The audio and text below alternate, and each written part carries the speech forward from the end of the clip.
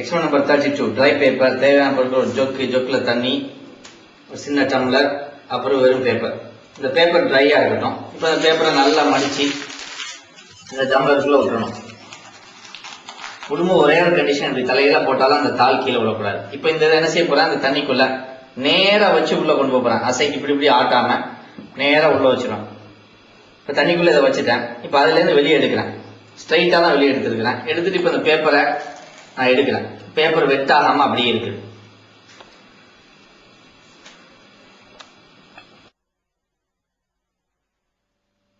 இப்போ நம்ம experiment 32 try பேப்பரை பார்த்தோம். அதில் என்ன பண்ணோம், தாரம் அடிச்சு ஒரு சின்ன கிளாஸ்க்குள்ள வச்சு ஒரு வாளிக்குள்ள விட்டோம். இது என்ன ஆகுதுன்னு சொன்னா, இந்த கிளாஸுக்குள்ள காத்து இருக்குது, பேப்பரும் இருக்குது. அந்த காத்து வெளியில உள்ள அந்த பக்கெட்ல உள்ள தண்ணியை உள்ள இந்த தாளை படாத அளவுக்கு தடுக்கு.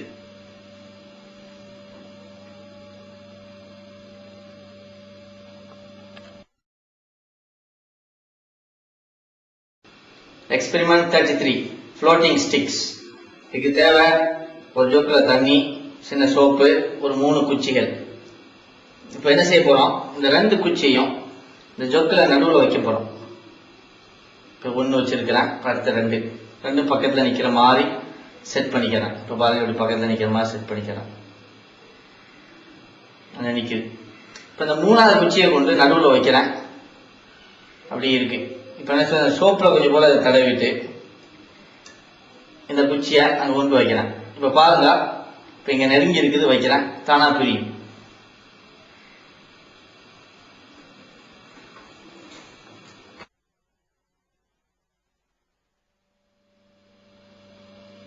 எக்ஸ்பெரிமெண்ட் 33 ஃப்ளோட்டிங் ஸ்டிக்ஸை பார்த்தோம். அதுல ஒரு பக்கெட்ல 2 குச்சிகளை போட்டிருந்தோம். ஒரு குச்சியில சோப்பை தொட்டு வச்ச உடனே அந்த குச்சி 2 என்ன செஞ்சு நகர்ந்துச்சு.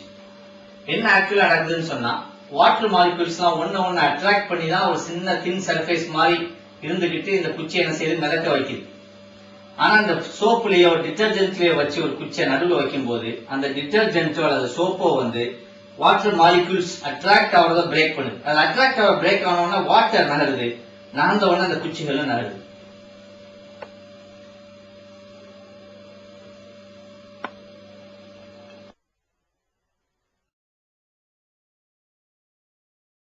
Experiment 34 over the rim. இதுக்கு தேவை ஒரு கப் அண்ட் சாசர், ஒரு சின்ன இங்க் ஃபில்லர், அப்புறம் இந்த கிளிப், ஜம்ப் கிளிப் கொஞ்சம் எடுத்துக்க வேண்டியது. இப்ப இந்த கப் அண்ட் சாசர்ல கப்ல நான் தண்ணி ஊத்த போறேன். கப்பை ஃபுல்லா அளவுக்கு தண்ணி ஊற்றிட வேண்டியதான். இப்ப இந்த இங்க் ஃபில்லர் வச்சு கொஞ்சம் தண்ணி அதில் சேர்க்கிறேன். அப்ப என்ன செய்யும், அது அப்படியே ஃபுல்லா நிறைஞ்சி கீழே வலியும்.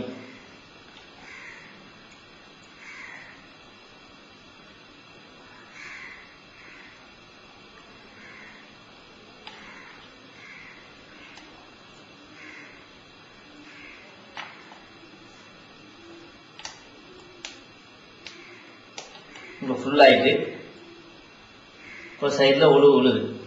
சரி, இப்போ இந்த ஃபில்லரை வச்சு கப்பு ஃபுல்லா தண்ணி இருக்கு. இப்போ இந்த கிளிப்பை உள்ள போட போறேன். தண்ணி கொஞ்சம் லைட்டா ஸ்டாண்ட் ஆனோம்னா கிப்பை உள்ள போடுறேன். கிப்பை 1 போட்டுட்டேன், 2 இப்போ பாத்தீங்கன்னா தண்ணி வலியில இன்னும் ஸ்டில் தண்ணி அப்படியே தான் இருக்கு, வலியாம. இன்னும் கொஞ்சம் கிளிப் வரைக்கும் போடலாம், அது அதுக்கு பிறகு தான் வலிய ஆரம்பிக்கும்.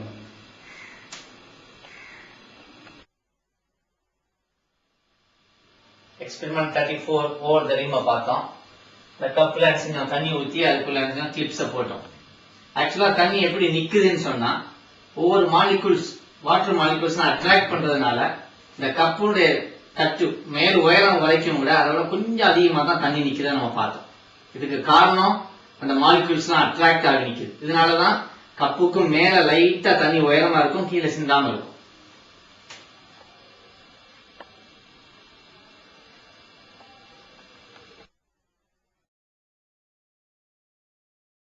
Experiment 35 mind of its own. இதுக்கு தேவை ஒரு கப்பு, அதுல தண்ணி, அப்புறம் ஒரு பஞ்சிங் மிஷின், ஒரு சின்ன குச்சி இங்க வச்சுக்க வேண்டியது. இப்ப இந்த பஞ்சிங் மிஷினை வச்சு கொஞ்சம் அந்த தாளை நல்லா பஞ்ச் பண்ணிக்க வேண்டியது.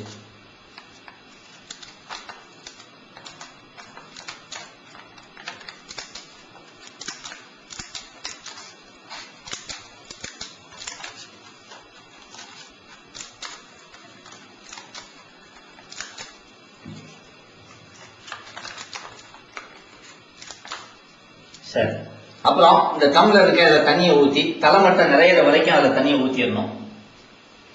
ஃபுல்லாக தண்ணி ஊற்றிக்க வேண்டியது. முதல்ல ஃபுல்லாக ஊற்றாம கொஞ்சம் குறைச்சி ஊற்றிக்கிறேன். இப்போ என்ன செய்கிறேன், நான் கையில் எடுக்கிற இந்த பேப்பரை கட் பண்ணி வச்சிருக்கேனே, அந்த பஞ்ச் பண்ணதை தூக்கி உள்ளே போட போகிறேன். கொஞ்சம் இதாகிக்கணும். பேப்பர் தண்ணி வந்து கொஞ்சம் ஸ்டாப் ஆன உடனே இப்போ இந்த தாளை உள்ளே போடுறேன். இப்போ நடுவில் போட தாள் பார்த்தீங்கன்னா மெதுவாக நகர்ந்து அப்படியே கரையை நோக்கி வந்துடும்.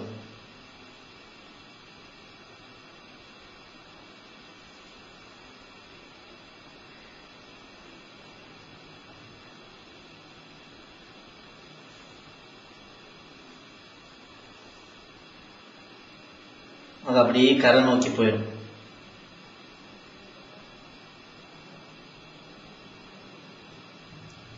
நான் எத்தனை தாளை நடுவில் போட்டாலும் அவ்வளோ என்ன செய்யும், கரையை நோக்கி தான் போகும். சரி, இப்போ என்ன செய்யலாம், அந்த தாளை போட்ட தாளை அப்படியே வெளியே எடுத்துறேன்.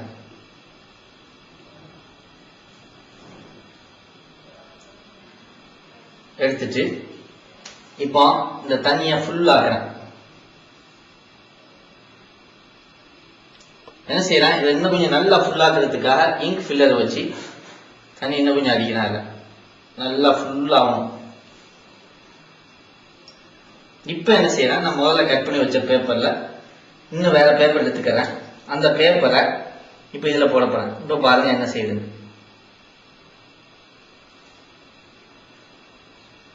நான் நடுவில் போட்டால் நடுவில் தான் இருக்கும். இப்போ அதை கொண்டு போய் கரை நோக்கமாக கொண்டு வந்தாலும் சரி, கொஞ்ச நேரத்தில் அது நடுவு நோக்கி என்ன செய்யும், போயிடும். கொஞ்ச நேரத்தில்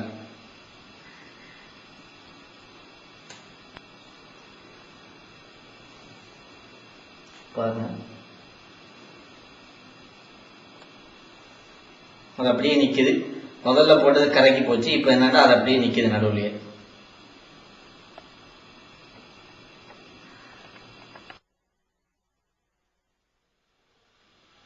experiment 35 mind of its own. அந்த எக்ஸ்பெரிமெண்ட்ல கிளாஸ்ல தண்ணி வச்சு அதுல நம்ம பஞ்சிங் மிஷினால ஆன சின்ன சின்ன பேப்பர் என்ன செஞ்சோம், உள்ள போட்டோம். கொஞ்சம் தண்ணி இருக்கும் போது அந்த பஞ்சிங் பேப்பர் என்ன செய்யும், கிளாஸ்ல எண்ட நோக்கி போகும். முழு தண்ணி இருக்கும் போது எண்ட நோக்கி போகாது. இதுக்கு காரணம் ஆக்சுவலா அந்த வாட்டர் மாலிகூல்ஸ்க்குள்ள ஒரு அட்ராக்ஷன் இருக்கும். அதோடு மட்டுமல்லாமல் அந்த வாட்டர் மாலிகூல்ஸுக்கும் கிளாஸுக்கும் ஒரு அட்ராக்ஷன் இருக்கும். கிளாஸுக்கும் வாட்டர் மாலிகூலுக்குள்ள அட்ராக்ஷன் வந்து வாட்டர் மாலிகூல்ஸ்க்கு மட்டும் உள்ள அட்ராக்ஷனோட கூட இருப்பதனால தண்ணி குறைய ஊற்றும் போது என்ன செய்யும், இந்த பேப்பர் வந்து இந்த பக்கம் இழுத்து வந்தது. ஏன், வாட்டர் மாலிகூல் தான் பேப்பரை பிடிச்சிக்கிட்டு இருக்கு. அந்த வாட்டர் மாலிகூல கிளாஸ் அட்ராக்ட் பண்றதுனால கிளாஸ் நோக்கி வருது. ஆனா தண்ணி ஊத்தி கிளாஸை விட கொஞ்சம் அதிகமா, அந்த கிளாஸோட ரிம்மை விட கொஞ்சம் வெளியில தண்ணி நிற்கும் போது அந்த ரிம்மோட மேல தண்ணி இருக்கிறதுனால அங்க ஆக்சுவலா கிளாஸ் எந்த அந்த ரிம்முக்கு இருக்காது, அந்த டாப் லெவலுக்கு இருக்காது. அதனால பேப்பர் சென்டர்ல தான் நிற்கும். அந்த கிளாஸ் எட்ஜை நோக்கி அட்ராக்ட் ஆகாது.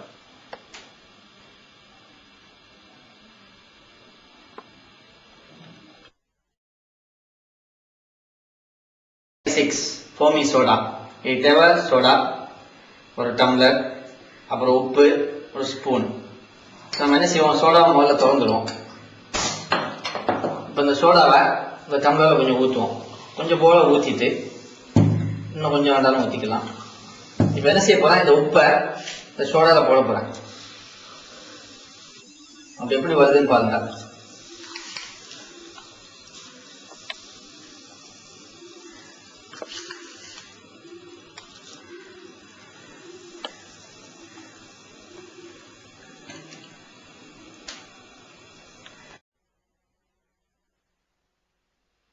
Experiment 36 foamy soda. இதுல கீழே சோடா ஊற்றிருப்போம், மேல சால்ட்டை போட்டிருக்கிறோம். சோடா வந்து ஆக்சுவலா கார்பன் டை ஆக்சைடு வெளியே விடும், அந்த கேஸ் வெளியே வருது. மேல உப்பு இருந்து அதை தடுக்கிறதுனால உப்பு அப்படி புஷ் பண்ணிக்கிட்டு வருது. இதனாலதான் அந்த ஃபோம்ஸ் மாதிரி என்ன செய்யுது, மேல வரும்.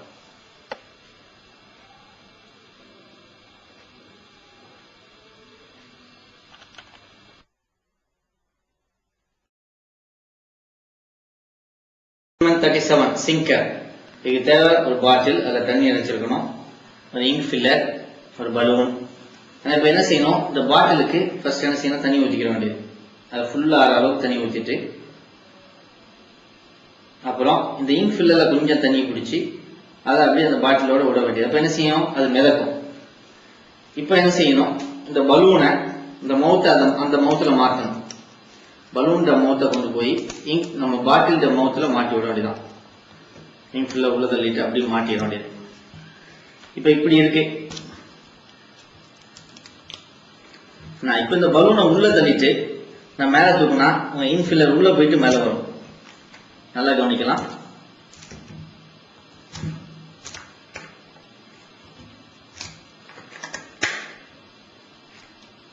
இன்னொரு தடவை செய்யறேன் பாருங்க.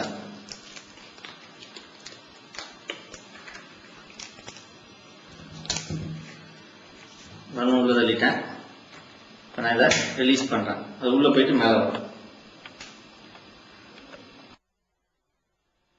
எக்ஸ்பெரிமெண்ட் 37 சிங்கரை பார்த்தோம். இதுல என்ன செஞ்சிருந்தோம்? ஒரு இங்க் ஃபில்லர் உள்ள போட்டிருந்தோம். பாட்டில் ஃபுல்லா தண்ணியை நினைச்சு ஒரு பலூனை அமுக்கணும் உடனே அந்த இங்க் ஃபில்லர் உள்ள போகுது. ரிலீஸ் பண்ண உடனே அமுக்கினா உள்ள புஷ் பண்ணோம், அப்ப உள்ள போகுது. எடுத்த உடனே வெளியே வந்துடுது. என்ன நடக்குதுன்னு சொன்னா, பலூனை புஷ் பண்ணும்போது இந்த இங்க் ஃபில்லர் மேல பிரஷர் ஏற்படுறதுனால இங்க் ஃபில்லருக்குள்ள என்ன செய்யும்? தண்ணி போயிடுது. உடனே இங்க் ஃபில்லர் என்ன செய்யும்? உள்நோக்கி போகும், சிங்க் ஆகும். அதுக்கப்புறம் நம்ம பலூனை ரிலீஸ் பண்ணும்போது இங்க் ஃபில்லர் என்ன செய்யும்? அந்த இங்க் ஃபில்லர் வெளியே வர்றது, அந்த தண்ணி வந்து வெளியே வர்றதுனால இங்க் ஃபில்லர் மேல வந்துடுது. அதனால அது ஃப்ரீ ஆயிடும்.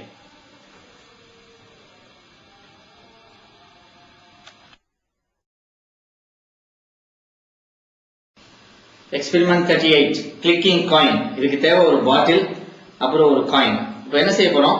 இந்த பாட்டில, வெறும் பாட்டில் ஐஸ் பெட்டில ஒரு 5 நிமிஷம் வச்சு எடுத்துட்டு வந்திருக்கிறோம். அதனால இப்ப கூலா இருக்குது. இப்ப நம்ம காயினை கொஞ்சம் வெட்பாக்கிட்டு ஈரமாக்கிட்டு இதுக்கு மேல வச்சிட வேண்டியதான்.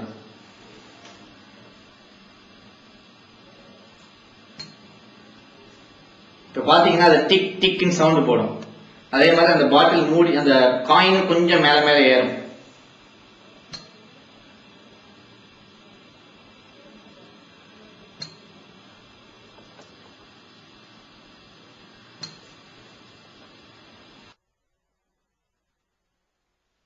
எக்ஸ்பெரிமெண்ட் 38 கிளிக்கிங் காயினை பார்த்தோம்.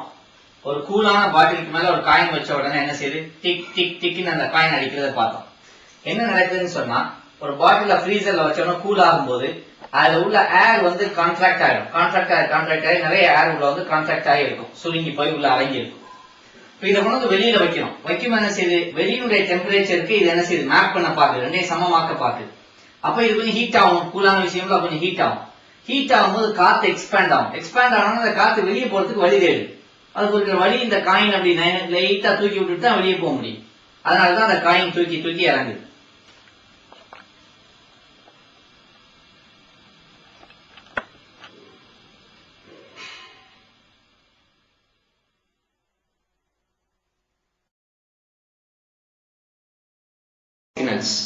இதுக்கு தேவை ஒரு பாட்டில், அப்புறம் கொஞ்சம் ஐஸ் கட்டி, அப்புறம் கொஞ்சம் தண்ணி, ஹாட் வாட்டர் தெர்மாஸ் பிளாஸ்க்ல வச்சிருக்கிறேன், சின்ன பாட்டில் ஒன்று, கொஞ்சம் ஃபாயில் பேப்பர். இந்த ஃபாயில் பேப்பர் வந்து இந்த சின்ன பாட்டில் மூடுற அளவுக்கு இருக்கணும்.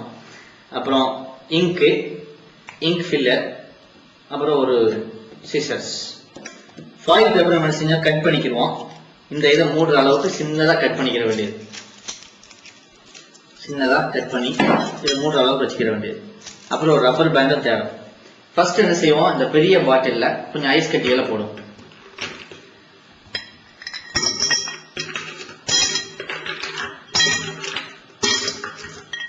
ஐஸ் கட்டியை போட்டுட்டு கொஞ்சம் தண்ணி, ஐஸ் தண்ணி, கொஞ்சம் தண்ணி ஊற்றுறோம். தேவைக்கு இன்னும் கொஞ்சம் வெறும் தண்ணியையும் ஊற்றிக்கிற வேண்டியது. சாதா டேப் வாட்டரை ஊற்றிட வேண்டியது. அது அப்படி இருக்கும்போது இந்த சின்ன பாட்டிலுக்கு நான் இங்கை திறந்து கொஞ்சம் போல இங்கு ஊற்றிக்கிட்டா போதும். இப்போ இந்த தெர்மோஸ்ல இருக்கிற சுடு தண்ணியை கொஞ்சம் இதில் ஊற்ற வேண்டியது.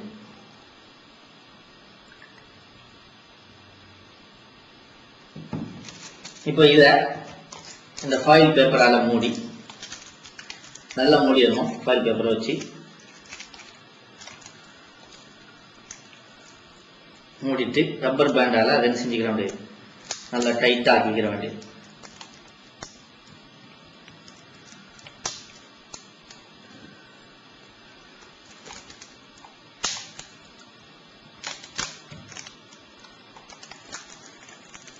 ஹீட்டா இருக்கும், பார்த்துக்கணும்.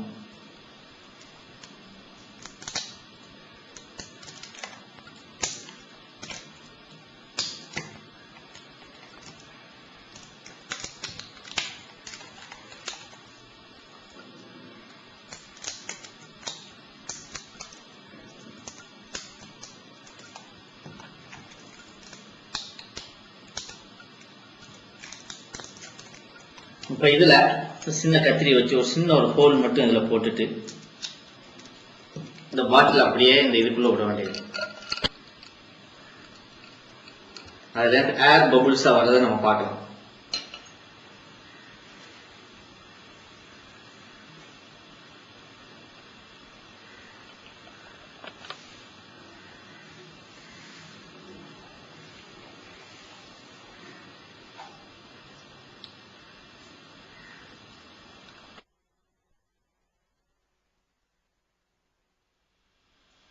Experiment 39 puff signals.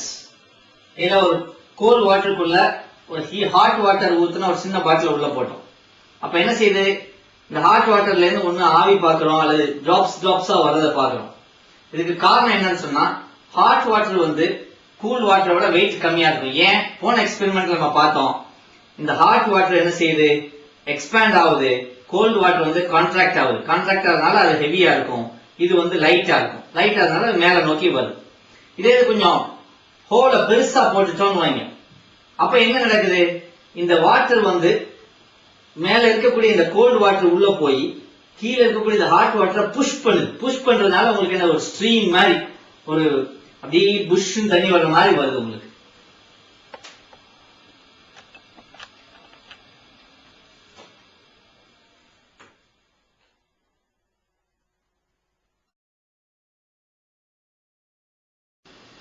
Experiment 40 different foam. இதுக்கு தேவை ஒரு பாட்டில், பேக்கிங் சோடா, வினிகர், ஒரு பலூன்.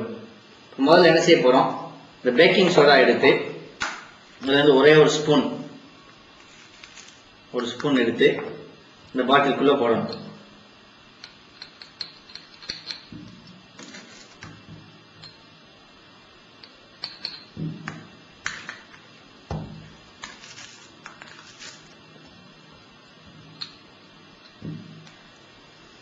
அதுக்கப்புறம் வினிகரை இந்த பலூன்ல கொஞ்சம் போல ஊத்திக்கிற வேண்டியது.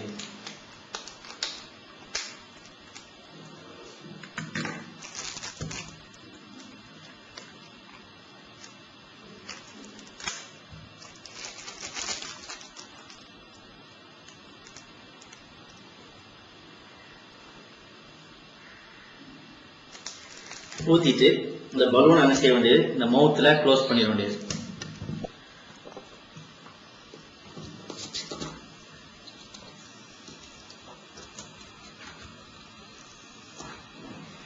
பாத்தீங்கன்னா அந்த பலூன் நல்லா ஊதிடுச்சு. இதுல இருந்து அந்த வினிகர் போய் அந்த பேக்கிங் சோடாவோட ரியாக்ஷன் ஆன உடனே பாருங்க, அந்த ரியாக்ஷன் ஆன உடனே இங்க பலூன் ஊதியது.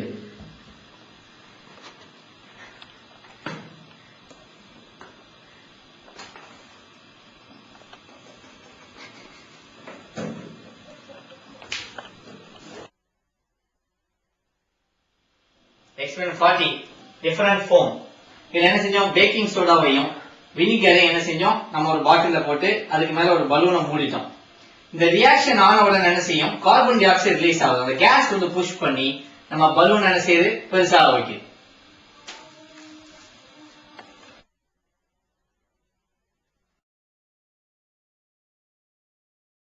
Experiment 41 naked egg. இதுக்கு தேவை ஒரு முட்டை, ஒரு சின்ன டப்பா, அப்புறம் வினிகர். இது எப்படி செய்ய போறோம்னு சொன்னா, இந்த சின்ன டப்பால முட்டையை போட்டு வினிகர் அதை ஊத்திடுவோம். ஊத்தி டப்பாவை மூடி வச்சிட வேண்டியதுதான். இதை ஒரு 24 hours வைக்கணும். 24 hours கழிச்சு 24 மணி நேரம் கழிச்சு நாங்க அந்த வச்சிருந்த அந்த டப்பாவை திறக்க போறோம். நம்ம டப்பா வந்து மூடி இருக்கிற டப்பா தான் யூஸ் பண்ணணும். இப்ப பாருங்க என்ன நடக்குதுன்னு. வினிகரை ஊத்தி, வினிகர்ல நாங்க என்ன செஞ்சிருக்கிறோம், முட்டைக்கு பாதி வினிகர், மீதி பாதி வினிகர் இல்லாம அப்படி இருக்கு மேல இருக்கிற மாதிரி. இப்ப பாருங்க, சைட்ல நீங்க செதல்லாம் பார்க்கலாம். அந்த சைட்ல பாத்தீங்கன்னா அந்த முட்டையோட கவர் வந்து உடஞ்சி வெளியே வந்திருக்கும். மேல் புறம் வினிகர் படாத இடம் ஹார்டா இருக்கும். அப்படியே ரொட்டேட் பண்ணி கீழே பாத்தீங்கன்னு சொன்னா வினிகர் பட்ட இடம் பாருங்க.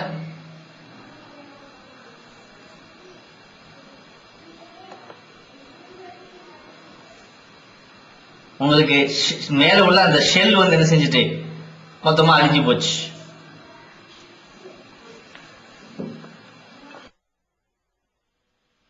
Experiment 41 naked egg.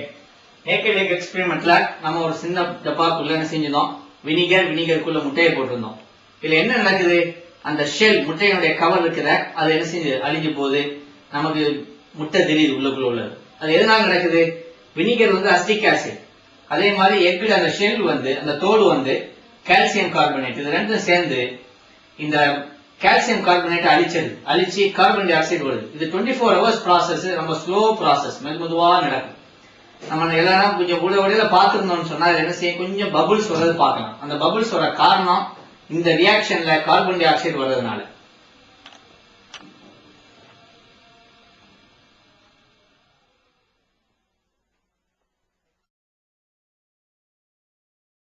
Experiment number 42, frozen orange cubes. இதுக்கு தேவை ஆரஞ்சு பழம், ஐஸ் பெட்டில் இருக்கிற ட்ரே, ஃப்ரீசர் ட்ரே, அப்புறம் தண்ணி. இப்போ என்ன செய்வோம், ஆரஞ்சு பழத்தை வெட்டி புளிஞ்சு இதில் ஊற்றிடுவோம். அதுக்கப்புறம் தண்ணியை கொஞ்சம் இதில் ஊற்றிடுவோம். இப்போ ஒரு பாதிக்கு ஒரு 3-4 இதுக்கு தண்ணி ஊற்றிட்டு மீதிக்கு ஆரஞ்சு பழத்தை புளிஞ்சு வச்சிருவோம். இப்படி புளிஞ்ச விஷயத்தை கொண்டு போய் நம்ம என்ன செய்வோம், இப்படி புளிஞ்சிடுவோம். புளிஞ்சு என்ன செய்வோம், ஐஸ் பெட்டில் கொண்டு போய் நைட்டில் வச்சுட்டு காலையில் எடுக்க போகிறோம். இப்போ ஃப்ரீஸ் ஆன பிறகு நம்ம என்ன செஞ்சிருக்கிறோம், இந்த ட்ரே எடுத்துட்டு வந்திருக்கிறோம். இப்போ பாருங்க, இங்கே ஐஸ் கட்டி ஃப்ரீஸ் ஆகிட்டு ஆரஞ்சு பழம் ஃப்ரீஸ் ஆகிருக்கு. இப்போ இந்த ஐஸ் கட்டில் நான் அந்த கரண்டியை வச்சு குத்த போகிறேன். பாருங்க, கஷ்டமா இருக்கு. ஆனா இதே இது ஆரஞ்சுல குத்துனா கொஞ்சம் குத்துனா போதும், பழம் வந்துடுது. அந்த ஜூஸ் உள்ள இது என்னது கட்டியாகி வந்துடுது.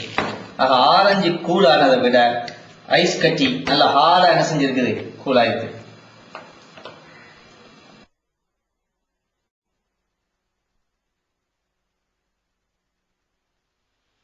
Experiment number 42, frozen orange cubes. இப்ப பார்த்தோம், இதுல ஆரஞ்சு பழம் போட்டிருந்த ஜூஸ் ஊத்தி இருந்த அந்த கியூப் வந்து வாட்டர் போட்டிருந்த ஐஸ் கட்டியை விட சாஃப்டா இருந்தது. காரணம் என்னன்னு சொன்னா, ஃப்ரீசிங் பாயிண்ட் ஆஃப் வாட்டர் வந்து ஆரஞ்சோ அல்லது வேற இந்த ஜூஸையும் விட கொஞ்சம் லெஸ்ஸா இருக்கும். அதனால இது குயிக்கா ஃப்ரீஸ் ஆகி நல்லா கட்டி ஆயிடுது.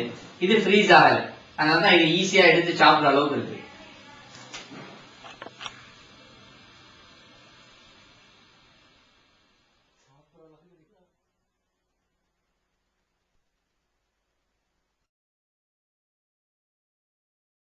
Experiment 43, anti freezing.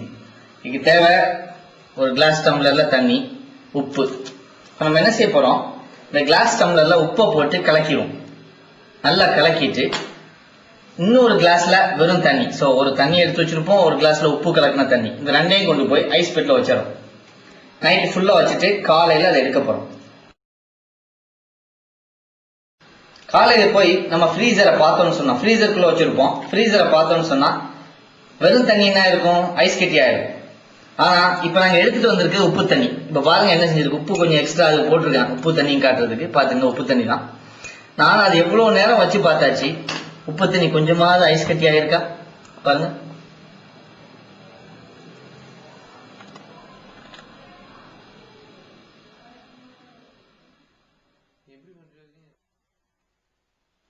Experiment 43, anti freezing எக்ஸ்பெரிமெண்ட்டை பார்த்தோம்.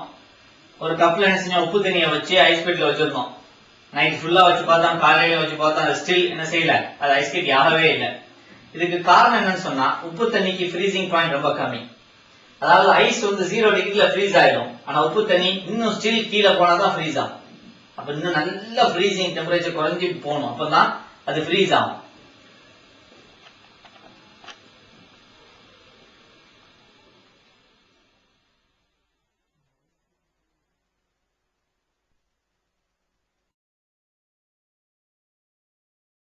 Experiment number 44, Coulter water. இதுக்கு தேவை ஒரு பாட்டில், ஐஸ் கியூப்ஸ், தண்ணி, ஸ்பூன், உப்பு, அப்புறம் ஒரு அவுட்டோர் தெர்மோமீட்டர்.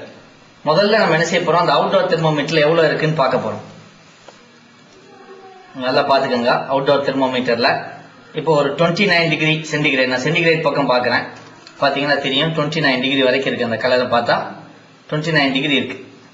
சரி, இப்போ என்ன செய்ய போறோம், எக்ஸ்பெரிமெண்ட் செய்வோம். இந்த பாட்டில்ல இந்த ஐஸ் கட்டிகளை போடும்.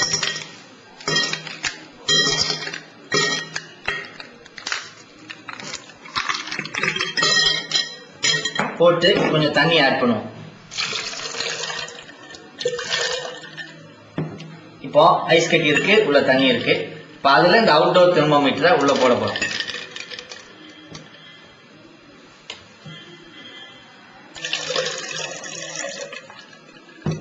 இப்போ இப்படி செஞ்ச வய ஒரு 30 செகண்ட்ஸுக்கு அப்படியே வைக்க போறோம். சரி, ஒரு 30 செகண்டுக்கு வச்சுட்டோம். அதுக்கப்புறம் நம்ம என்ன செய்ய போறோம், இந்த தெர்மோமீட்டர்ல எவ்வளவு இருக்குன்னு பார்ப்போம். இப்போ அப்ராக்சிமேட்லா 9 டிகிரி சி இருக்கு, சென்டிகிரேட்ல 9 டிகிரி இருக்கு. சரி, இப்போ அதை உள்ள வச்சுட்டு நம்ம என்ன செய்ய போறோம், இதுக்கு ஒரு உப்பு கொஞ்சம் போட போறோம். கல் உப்பு கொஞ்சம் அதில் போட போறோம்.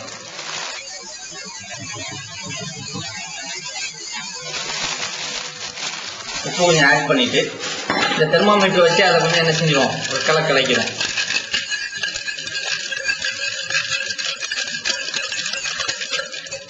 சரி, இப்போ அப்படியே இது ஒரு அடுத்த ஒரு 30 செகண்ட்ஸ் கூடுவோம். நம்ம ஒரு 30 செகண்ட்ஸ்க்கு அப்படியே வச்சிருந்தோம். இப்போ நம்ம என்ன செய்ய போறோம், அந்த அவுட்டோர் தெர்மோமீட்டர் எடுத்து அதுல எவ்வளவு இருக்குன்னு பார்க்க போறோம். இப்போ பார்த்தா அது 4 டிகிரி சி இருக்கு, 4 டிகிரி இருக்கு, பாத்தீங்கன்னா தெரியும். 4 டிகிரி சி, கரெக்டா 4 டிகிரி சி அதுல இருக்கு.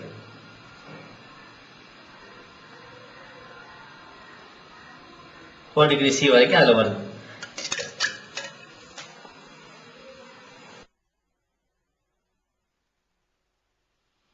எக்ஸ்பெரிமெண்ட் 34 கோல்டர் வாட்டரை பார்த்தோம். அந்த எக்ஸ்பெரிமெண்ட்ல என்ன பண்ணியிருந்தோம், ஒரு கப்ல ஐஸ் கியூப்ஸையும் தண்ணியும் ஊத்தி தெர்மோமீட்டர் உள்ள போட்டிருந்தோம், அவுட்டோர் தெர்மோமீட்டர் உள்ள போட்டோம். அப்போ ஒரு டெம்பரேச்சர் பார்த்திருந்தோம். அதுக்கு என்ன செஞ்சோம், கொஞ்சம் உப்பை போட்டு கரைச்சிட்டு டெம்பரேச்சர் பார்த்தோம். டெம்பரேச்சர் என்ன செஞ்சு குறைஞ்சிது. காரணம் என்னன்னு சொன்னா, இந்த உப்பு என்ன செய்யணும், இந்த தண்ணியில டிசால்வ் ஆகணும். டிசால்வ் ஆகிறதுக்காக தண்ணியில இருக்கிற ஹீட் எனர்ஜி எடுத்துதான் அது தண்ணியில டிசால்வ் ஆகும். தண்ணியில இருந்து ஹீட் எடுத்த உடனே தண்ணி கூல் ஆயிடும். அப்ப நம்ம தண்ணியில டெம்பரேச்சர் தானே பாக்குறோம் நம்ம தெர்மோமீட்டர்ல. அதனால தெர்மோமீட்டர்ல டெம்பரேச்சர் நம்ம பார்க்கும்போது 4 டிகிரி வரைக்கும் இருந்து 4 டிகிரி சி வரைக்கும் குறைஞ்சிச்சு.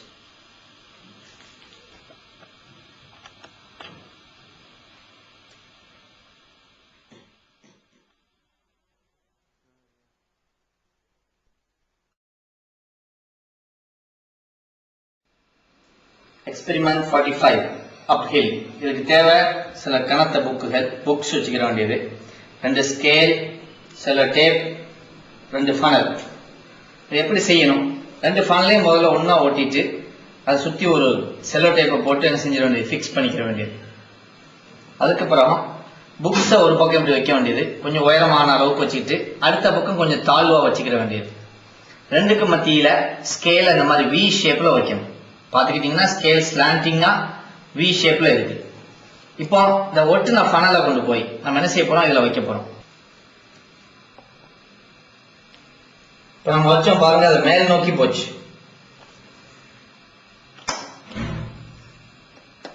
திருப்பி வந்து வச்சிருக்கிறேன் பாருங்க, அது மேல் நோக்கி, பாருங்க அது மேல் நோக்கி போச்சு.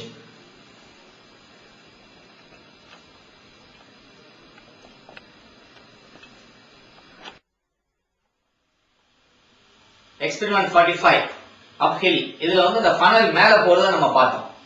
இதுக்கு காரணம் என்னன்னு சொன்னா, அந்த ஸ்லோப்ல ஃபனல் அப்படியே போகும்போது இந்த centre of gravity of the funnel என்ன செய்யும் சொன்னா கீழ் நோக்கி வரும். அது எவ்வளவு மேல போக போக அதனுடைய சென்டர் ஆஃப் கிராவிட்டி என்ன செய்யுது, ஏத்த நோக்கி, அதை கீழே இறங்கி வர்றதுனால ஃபனல் மேல நோக்கி மூவ் ஆகுது.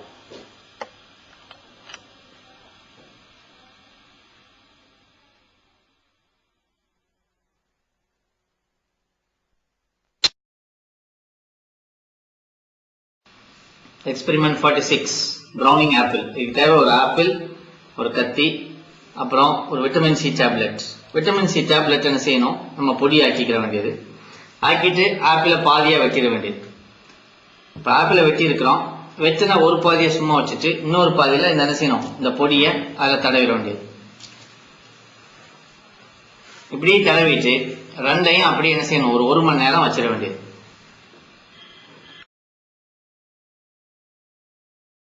சரி, ஒரு மணி நேரம் கழிச்சு நம்ம என்ன செய்யறோம், அப்புறம் வச்ச ஆப்பிள்களை பார்க்கறோம். ஒரு பந்தியில பார்த்தா உனக்கு என்ன செய்யுது, அந்த பிரவுன் ஆகும், கொஞ்சம் ஆப்பிள் அந்த மாதிரி பிரவுன் ஆகிருக்கு, நீங்க பார்க்கலாம். இந்த இதுல இந்த நம்ம அந்த பொடி போட்டோமே அந்த இதை இப்ப பார்ப்போம். அதை தண்ணியில விட்டு சும்மா ஒரு கலக்கிட்டு நான் எடுக்கிறேன். அது எங்கேயும் பிரவுன் கலர் ஆகாது, அது அப்படியே தான் இருக்கும். அந்த பொடியினுடைய கலர் மட்டும் தான் படுதை தவிர்த்து இதுல பிரௌனிஷ் ஆகாது. இதுல பிரௌனிஷ் ஆயிடும்.